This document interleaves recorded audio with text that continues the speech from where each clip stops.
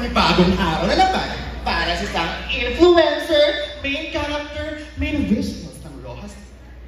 Responsibilidad kong magbigay inspirasyon, determinasyon sa bawat estudyanteng naghihikahos at lumalab upang makapasok araw-araw para lamang makita ako at panibagong araw din para sa isang mag-aaral ng medisina na layon ay magsilbi sa bayan.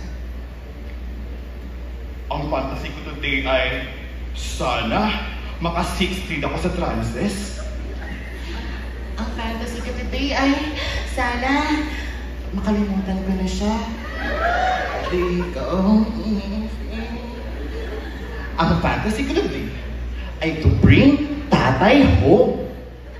I mean, OFW si Papa, di ba? Kaya nga ako nabitol para makauwi na siya.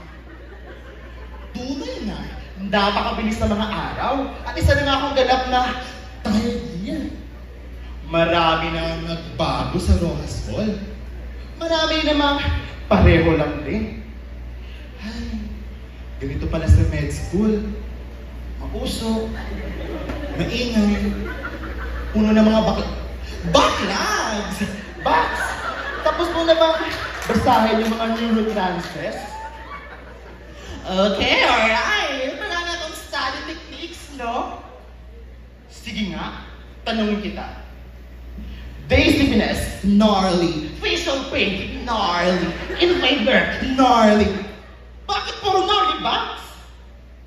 Hindi ka nga naka-practice partner. Hindi ka kasi nag-aaral.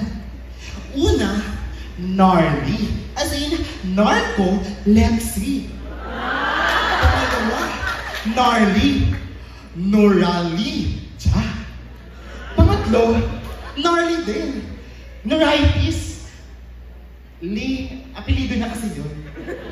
Tama ka na, be. Ginawa mo ng personality yung mga mnemonics. 3 taon, marami rin nangyari sa akin. Maraming mga masaya, marami rin mga malungkot. Example, yung natalo ako sa declamation last year. Pauwi na nga ako nang biglang may nakita akong isang bata. Hawak-hawak ng tatay niya. Hindi ko na malayo pero bigla akong may nararamdaman. Anak? Ito na ba yan? Never been touched ako, no? Pero, bakit iba yung nararamdaman ko? Ay, bukas na lang. Matutulog muna ako at mag-aaral. Panibagong araw na naman para sa influencer main character sis! Andiyan pa ba yung attendance? Baka pwede makasign. Bilang ilang stellar na bida-bida, marami na akong ganap sa buhay. President sa classroom, president sa org, at higit sa lahat, president sa puso niya. Sisa ba nag-assign ako sa mga iba, absent? May nakalap akong chismis. May nakadate ka daw si Johnny V. Yun ba yung daddy tab? Ha? Wala na yun. Alipin na yun ang toothpicking to. Eh baka yung bebe mo na sa VVG? Ha? Okay ka lang, te. Mukha na lang kong kuya, no? Grabe ka naman, sis. Baka mukhang tatay nila. Baka nasa news. Ha? News? Puro man sila mga agi. Ay, ang galing mo. Hello, B. Nakakain ka na ba? Yes, B. Nakakain na ako. Ikaw, naka-eat ka na ba? Ay. Sis, hindi pa tapos yung ethics natin. Ay. Good morning, Kish. Our exam will be moved tomorrow. Hi. Sis, ang pag-proposal mo? Hi. Gusto ko bang lumaki ang iyong... Apaka-OA! Sorry kung natapakan ko yung pagiging med student mo, ha? Nakakapagod. Hindi ko alam kung para ba sa akin talaga to. Eto pa yung buhay na pinangarap ko. 3 taon pa lang ako nakakalipas. I feel so beleaguered. Beleaguered? Sa mga nangyayari sa akin bilang isang med student. Nag-isip-isip ako hanggang sa nakatulog ulit. Panibago. Araw na naman para sa isang... Hala! Block exam na pala ngayon! Hindi na naman ako ng pag-aral kasi nakatulog ako. Lagi na lang ganito. Di na nga ako kumuha ng exam, bala ka dyan, Dok. Pauwi na ako nung biglang nakita ko ulit ang mag-amang magkahawak kamay.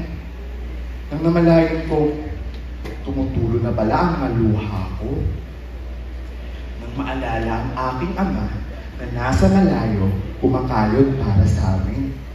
Pati na rin ang mga mumunti kong kamay na nooy hawang-hawak ang magaspang pero mainit niyang palad. Nawari kaya kong gawin kahit marami akong problema. Parehong kamay na rason ko kung bakit ako nangarap maging isang mabuting doktor. Kaya naman, tayo niyan, nanay. Ay first walk ako. Tunay na sa diris sa balay. Mga alalay. Pabalik ng Rojas Hall para kunin ang doc exam na may daladalang pag-asa. At prayers, papagsak na din naman ako, no? Ay, ganito pala talaga sa med school. Masaya, makulay, at puno pa rin ng mga puno ng mga problema. Kailangan mo lang maniwala at makinig sa kahit ng iisang rason para magpatuloy. O siya, sige na, para naman sa isang panibagong araw na naman para sa isang influencer, main character, main visuals ng Rojas Hall.